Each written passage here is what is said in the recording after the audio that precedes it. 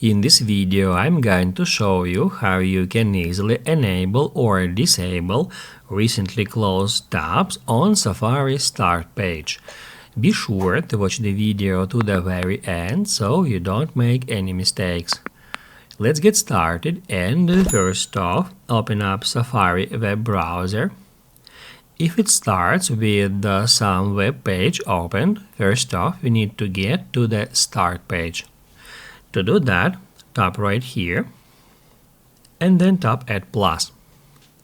That will move you to the start page, and in here we need to scroll down to the very bottom until we find that Edit button.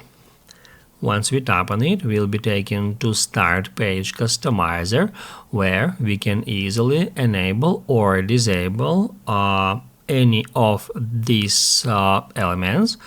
And in here we need to search for recently closed tabs, and then all we have to do to turn it off or to hide it or to disable it is just tap at that button. That will immediately hide it from the start page, and the same about enabling it. To enable that feature, just tap at that button, and recently closed tabs are again showing at the start page. If this video was helpful for you, don't forget to hit the like button.